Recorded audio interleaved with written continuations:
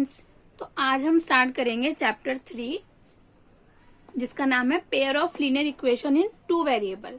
तो chapter start करने से पहले इसका नेम का मीनिंग समझते हैं। सबसे पहले पेयर का मतलब तो आपको पता ही होगा। पेयर का मतलब दो का ग्रुप है ना, दो का जोड़ा या दो का ग्रुप हम बोल सकते हैं। दो चीजों का ग्रुप पेयर होता है। अब इन टू वेरिएबल एक इक्वेशन है, लीनियर इक्वेशन, जिसमें दो वेरिएबल होंगे। वेरिएबल याद है आपको? वेरिएबल क्या होता है? वेरिएबल होते हैं हमारे एक्स वाई जेड। पूरी मैथमेटिक में आपने एक्स वाई जेड तो कहीं ना कहीं देखे ही होंगे। तो ये क्या होते हैं? वेरिएबल। देखो नाम से ही मतलब निकालते हैं। वेरिएबल का मतलब होता है ऐसा जो वेरी कर सके, वेरी करने के एबल हो। और वेरी का मतलब होता है चेंज होना।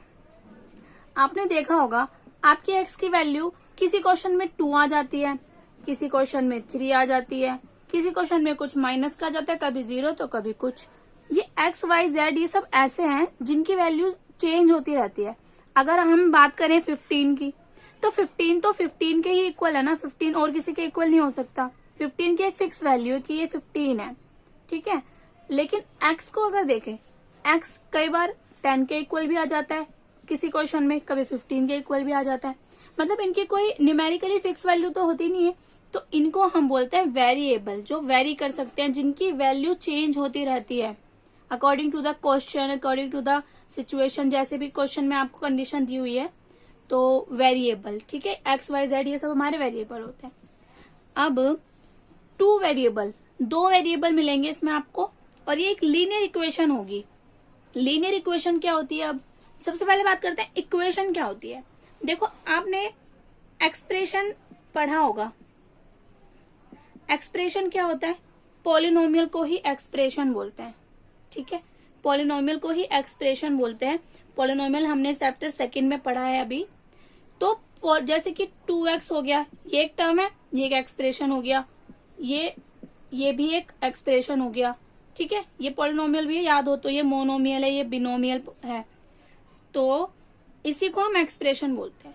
अब जब दो एक्सप्रेशन मिल जाते हैं और बीच में इक्वल आ जाता है, उसको इक्वेशन बोलते हैं। जैसे 2x इक्वल टू 5, ये एक एक्सप्रेशन, ये एक एक्सप्रेशन, बीच में इक्वल आ गया, तो ये इक्वेशन बन गई। जब ये सिंगल थे तो ये एक्सप्रेशन थे, अब ये इक्वेशन बन गई। किसी भी इक्वेशन में हमेशा दो एक्सप्रेशन होते हैं, एक इक्वल के राइट हैंड साइड और एक लेफ्ट हैंड साइड, ठीक है। तो इक्वेशन समझ में आ गया। अब लीनियर इक्वेशन क्या होती है? देखो इक्वेशन तो काफी सारी हो सकती है। जैसे हम लिखे एक इक्वेशन ये हो गई, एक इक्वेशन ये हो गई, एक इक्वेशन ये हो गई, ये सब इक्वेशंस है ना। लेकिन लीनियर इक्वेशन का क्या मतलब होता है? लीनियर इक्वेशन का मतलब होता है, लीनियर इक्वेशन वो इक्वेशन होती है जिसमें हमारे वेरिएबल की पावर 1 होती है, उससे ज्यादा नहीं हो सकती। देखो इसमें हमारे वेरिएबल की पावर 2 है ना, हाईएस्ट, तो ये हमारी लीनियर इक्वेशन नहीं है। इसमें भी पावर 3 है, ये भी हमारी लीनियर इक्वेशन नहीं है। इसमें हमारे वेरिएबल की पावर 1 है, तो ये हमारी लीनियर इक्वेशन है, ठीक है। वेरिएबल समझ आ गया, लीनियर इक्वेशन समझ आ गया, पेयर समझ आ गया। अब इन सबको मिक्स करते हैं। Pair of linear equation in two variable, मतलब इस चैप्टर में हम पढ़ेंगे लीनियर इक्वेशंस होंगी और पेयर्स में होंगी। पेयर्स में उनको हमें सॉल्यूशन करना है, उनका ग्राफ बनाना है। तो ये सब हम चैप्टर में पढ़ेंगे। तो अब हम देखते हैं general form of pair of linear equations in two variable. मतलब जो हम पढ़ने वाले हैं इस चैप्टर में, लीनियर इक्वेशंस पढ़ेंगे पेयर्स में, उनकी जनरल फॉर्म क्या होगी? जनरल फॉर्म या स्टैंडर्ड फॉर्म बोल सकते हैं। तो देखो पहली बात, इसमें टू वेरिएबल्स होंगे और ये लीनियर इक्वेशन होगी। तो अगर हम फर्स्ट को देखें तो ax plus by plus c equals to 1, ये एक लीनियर इक्वेशन है क्योंकि यहाँ पे वेरिएबल की पावर 1 है, ये भी वेरिएबल की पावर 1 है। लीनियर इक्वेशन है, टू वेरिएबल होने चाहिए, एक्स और वाई टू वेरिएबल भी है, तो ये एक लीनियर इक्वेशन हो गई टू वेरिएबल वाली। लेकिन हमें क्या चाहिए? पेयर चाहिए। तो मैं एक काम कर रही हूँ, हम क्या करेंगे, ax plus by plus c equal to 0। अब देखो ये भी एक लीनियर इक्वेशन हो गई दोनों, लेकिन ये तो दोनों सेम हो गए ना पेयर्स में। तो हम एक काम करेंगे, हम इसको A1 लिख देते हैं, B1 A2 B2 C1 C2। तो ये हो गई हमारी पेयर्स में स्टैंडर्ड फॉर्म, पहली वाली ये और सेकेंड वाली इस फॉर्म में। और इसमें स्टैंडर्ड फॉर्म में यहाँ पर A1 A2 B1 B2 C1 C2 ये सब क्या है, आर रियल नंबर्स। ये सब रियल नंबर्स हैं। रियल नंबर्स मतलब ये कांस्टेंट नंबर होंगे और x और y हमारा क्या है, वेरिएबल। x और y हमारे वेरिएबल है। तो अब देखते हैं इस चैप्टर में हमें करना क्या है। इस चैप्टर में हमें इन लीनियर इक्वेशंस को ग्राफिकली और एल्जेब्रिकली प्रेजेंट करना सीखना है और फिर ग्राफिकली और एल्जेब्रिकली इनका सोल्यूशन निकालना भी सीखना है। किसी भी इक्वेशन को सोल्यूशन निकालने का मतलब क्या होता है, सॉल्व करने का मतलब क्या होता है, उसमें वेरिएबल जो भी यूज हो रहा है x और y इनकी वैल्यूज निकालना। किसी भी इक्वेशन के सोल्यूशन निकालने का मतलब होता है वेरिएबल की वैल्यूज निकालना। तो अब हम पहले ग्राफिकली और एल्जेब्रिकली प्रेजेंटेशन इस वीडियो में देख लेते हैं। नेक्स्ट वीडियो में हम इनके सॉल्यूशंस के धीरे धीरे एक एक मेथड करेंगे। तो अब लीनियर इक्वेशन को ग्राफिकली और एल्जेब्रिकली प्रेजेंट करने के लिए हम एक एग्जांपल ले लेते हैं। तो हमने एग्जांपल ले लिया, Romila went to a stationery shop and purchase 2 pencils and 3 erasers for ₹9। मतलब रोमिला एक स्टेशनरी के शॉप पर गई है और वहां से उसने 2 पेंसिल ले ली और 3 इरेजर्स ले ली, 9 रुपए की, टोटल मिला के 9 रुपए की। आगे, her friend Soni saw the new variety of pencil and eraser with Romila and she also bought 4 pencils and 6 eraser of the same kind for ₹18। मतलब उसकी पेंसिल, जो रोमिला ने पेंसिल और इरेजर खरीदी थी, जब उसकी दोस्त सोनी ने वो नई वैरायटी की पेंसिल और इरेजर देखी तो उसने भी खरीद ली, 4 पेंसिल खरीद ली और 6 इरेजर खरीद ली। और कितने रुपए दिए दुकानदार को, 18 रुपए। Represent this situation algebraically and graphically. हमें इस केस को, इस सिचुएशन को एल्जेब्रिकली और ग्राफिकली भी रिप्रेजेंट करना है। तो सीखते हैं पहले एल्जेब्रिकली। एल्जेब्रिकली मतलब एक्स वाई की फॉर्म में हमें इसको रिप्रेजेंट करना है। तो पहले हम ये ऐसे क्वेश्चन हमने 9th क्लास में भी किए हैं। तो एल्जेब्रिकली हमने सीखा है, ग्राफिकली भी सीखा है, लेकिन इसमें भी हम दोबारा से पढ़ेंगे। तो एल्जेब्रिकली रिप्रेजेंट करने के लिए किसी भी सिचुएशन को हमें पहले क्या देखना पड़ेगा। देखो ये चैप्टर का नाम ही लीनियर इक्वेशन इन 2 वेरिएबल है। मतलब इसमें 2 वेरिएबल मिलेंगे हमें, कुछ ना कुछ 2 चीजें मिलेगी जिससे हम करेंगे। देखो यहाँ पे 2 चीजों की बात हो रही है, एक पेंसिल और एक इरेजर। हाँ, तो एक काम करते हैं, हमने क्या मान लिया, लेट, यहाँ से सॉल्यूशन स्टार्ट है हमारा। लेट मीन्स माना, let ₹X is the cost of 1 pencil. हमने मान लिया कि एक पेंसिल कितने रुपए की है, X रुपए की है, and ₹Y is the cost of 1 eraser. और एक इरेजर कितने की है, एक इरेजर Y रुपए की है। ठीक है, तो अगर मैं रोमिला के लिए एक इक्वेशन बनाना चाहूँ फॉर रोमिला, ठीक है, तो मैं क्या बनाऊंगी। देखो उसने कितनी पेंसिल खरीदी थी, 2 पेंसिल। अगर एक पेंसिल X रुपए की है तो 2 पेंसिल कितने की होगी। अगर एक पेंसिल 5 रुपए की है तो 2 कितने की होती है, 5 गुना में 2, 10 रुपए की, है ना। तो अगर एक X रुपए की है तो 2 कितने की हो जाएगी, X गुना में 2, 2X की। तो 2X ये हो गए पेंसिल के रेट। लेकिन उसने टोटल मिला के कितने रुपए दिए हैं, 9 रुपए। लेकिन वो 9 रुपए किस किस के थे, पेंसिल के भी थे और इरेजर के भी थे। तो पहले इसमें इरेजर के भी ऐड करने पड़ेंगे ना। उसने पेंसिल के लिए दिए इतने रुपए, फिर Y जो इरेजर है वो Y रुपए की, और उसने 3 खरीदी है। ठीक है, जब एक खरीदी है, मान लो एक हमारी 5 रुपए की है, तो 3 कितने की होगी, 5 गुना में 3, 15 रुपए की। एक 5 की है तो 3 कितनी की हो जाएगी, 15 की।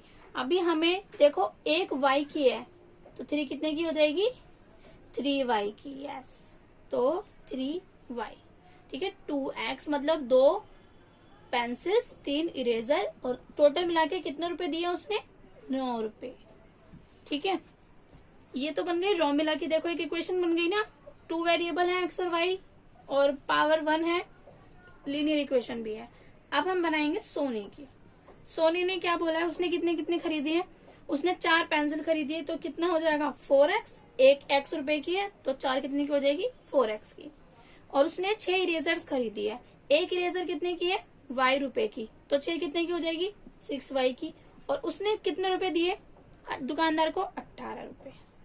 ये हो गई हमारी एल्जेब्रिकली रिप्रेजेंटेशन। एल्जेब्रिकली रिप्रेजेंटेशन का मतलब बस यही होता है कि हमें एक्स वाई के फॉर्म में एक इक्वेशंस बना के शो करना है। कर दिया हमने। अब हम इसी से ग्राफिकली सीखेंगे, ठीक है। तो आपने 9th क्लास में पढ़ा होगा, किसी भी इक्वेशन को ग्राफिकली प्रेजेंट करने के लिए हमें उसके कुछ सॉल्यूशन निकालने होते हैं, एटलीस्ट 2 सॉल्यूशन, मतलब कम से कम 2 सॉल्यूशन निकालने होते हैं।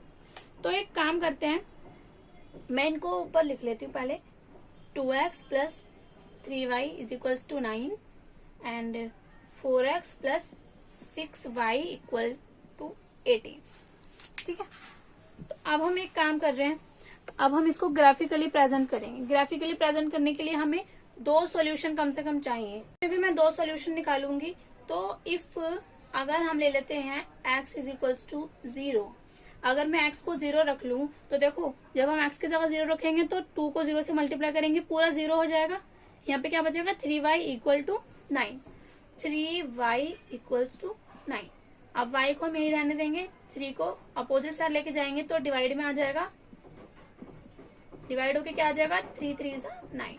तो y की वैल्यू क्या आ गई 3 आ गई। मतलब जब हमारा x 0 था तो y कितना आ गया 3 आ गया। आपको याद है ऐसे कोऑर्डिनेट लिखते हैं, पहले x वाली वैल्यू लिखते हैं और फिर y वाली वैल्यू लिखते हैं। तो ये एक हमारा कोऑर्डिनेट आ गया। एक और निकाल लेते हैं। इफ अगर हम रख लेते हैं y को 1 ले लेते हैं, ठीक है। अगर हम y को 1 रखते हैं तो 2x प्लस 3 y की जगह 1 इक्वल टू 1, तो 2x प्लस 3 इक्वल टू 9, ये हो जाएगा 2x इक्वल टू 6। ये 3 आके इधर आके माइनस हो जाएगा तो 9 में से 3 जाएंगे तो 6 बचेगा और ये आ जाएगा डिवाइड होके 3। जब हमने दूसरा कोऑर्डिनेट, हमारा a कोऑर्डिनेट ये आ गया और b कोऑर्डिनेट क्या आया, जब हमने x 3 आया है जब हमने y को 1 रखा था। तो ये 2 कोऑर्डिनेट आ गए हमारे। अब हम क्या करेंगे, इसके निकालते हैं हम। जब मैं इसके निकालूंगी तो मान लो इफ हमने x को 0 ले लिया, जब हम x को 0 लेंगे तो ये तो पूरा 0 बन जाएगा। तो क्या बचेगा 6y इक्वल 18, y को यहीं रहने देंगे तो 3 आ जाएगा डिवाइड होके, ठीक है ना। ये डिवाइड में जाएगा और 6 3 18 होता है। तो हमारा C पॉइंट दे देते हैं इसको। जब x हमने 0 लिया था तो y हमारा 3 आ गया। अब अगर हम रख लेते हैं, चलो y को 0 रख लेते हैं इस बार, या फिर y को 1 रख लेते हैं। फिर से y को 1 रख लें तो 4x प्लस 6 y की value 1 plus 18, 4x plus 6 is equal to 18। 4x नहीं रहेगा, ये इधर जाके माइनस का हो जाएगा तो 12 हो जाएगा। माइनस 18 में से 6 जाएंगे तो बचेंगे 12। यहाँ पर अब इसको हम 4 को अपोजिट साइड लेके जाएंगे, इधर मल्टीप्लाई में, इधर आके डिवाइड में हो जाएगा। तो 12/4, 4 3 12, x कितना आ गया 3 आ गया। तो मतलब जब हमने y को 1 लिया है तो हमारा x कितना आ गया 3 आ गया। अरे ये तो दोनों के सेम आ गए ना कोऑर्डिनेट। चलो एक काम करते हैं, एक और ले लेते हैं, इसका कोई दूसरा भी रख लेते हैं। हम y की जगह 2 रख लेते हैं। If y is equal to 2, अगर हम y को 2 लेते हैं तो क्या बन जाएगा हमारा 4x प्लस, इधर 2 रखेंगे तो 6 2 12 इज इक्वल टू 18। 4x ऐसे ही रहेगा, ये 12 इधर जाके माइनस में होगा तो 6। x की वैल्यू क्या आ गई 6/4, जिसको हम डिवाइड करेंगे तो 4 1 4, पॉइंट लगाएंगे, बचा 205, 1.5 आ गया, ठीक है। तो हमारा एक और कोऑर्डिनेट आ गया जिसको हम e नाम दे देते हैं। क्या आया 1.5 और 2। चलो अब हम एक ही ग्राफ पे इनको रिप्रेजेंट करेंगे, ठीक है। कोऑर्डिनेट्स हमने लिख लिए हैं, अब हम इसका ग्राफ बनाते हैं। मैं इस पे बना रही हूँ, आप लोग ग्राफ कॉपी पे बनाना। चलो ये हमारी एक्स एक्सिस होती है, ये हमारी एक्स डैश होती है, ये वाई एक्सिस होती है, ये हमारी वाई डैश होती है, ये हमारा ओरिजिन होता है 0। अब यहाँ पर 1 2 3 4 5 1 2, आप ऐसे रफली मत करना है, आपको ग्राफ कॉपी में ही करना है सबको, ठीक है। तो हमारा फर्स्ट कोऑर्डिनेट क्या था, ए, जहां पर x 0 हो और y 3 हो। देखो x की लाइन ये होती है ना, तो x 0 का है, ये रहा, मतलब x की तरफ तो जाना ही नहीं है, 0 ये यहीं रुक जाओ, ठीक है। y पे कितना जाना है, हमें 3 तक जाना है, y की लाइन पे 3 का है, ये रहा, तो x 0 पे y तक जाओ ऊपर, ये यही बन गया a पॉइंट, जो कि है 0 और 3। b पॉइंट बनाते हैं, b पॉइंट क्या है, 3 और 1, मतलब x का 3 और y का 1, x का 3 पर आ गए, y के लिए हमें ऊपर जाना है, y के 1 तक जाएंगे तो इधर, ये हमारा b पॉइंट बन गया 3 1। अब c पॉइंट देखो यही है, c पॉइंट a वाला ही, d भी पॉइंट यही है, e पॉइंट बना लेते हैं। e हमारा क्या है, जहां पर x की जगह 1.5 है, 1.5 कहाँ होगा, 1 और 2 के, 1 और 2 के बीच में होगा ना, तो इधर हो गया 1.5, और हमें कहां तक जाना है, 2 तक जाना है, तो 1.5 और 2 ये आ गया, 1.5 और 2। अब देखो ये कुछ ग्राफ कैसा बन रहा है, ये एक लाइन बन रही है ना, तो ये क्या बन गया, दोनों लाइन एक दूसरे के ऊपर ही बन गई, नहीं तो ये दोनों अलग अलग भी बन सकती थी, बनेगी लीनियर, जैसे एक इधर बन गई एक इधर बन गई, जैसे भी बन सकती थी, लेकिन ये लाइन कैसे बनी है, एक दूसरे के ऊपर ही बन गई, दोनों ही ऐसे जा रही हैं। तो हम यहाँ पे क्या लिख देंगे, दोनों की इक्वेशंस लिख देंगे, 2x plus 3y equal to 9, और बीच में भी लिख सकते हो, यहाँ लिख देते हैं हम 4x plus 6y equals to 18। ये हमारा ग्राफिकली प्रेजेंटेशन है, ठीक है। जब हमने इक्वेशन लिखी थी वो एल्जेब्रिकली था, ये हमारा ग्राफिकली प्रेजेंटेशन है।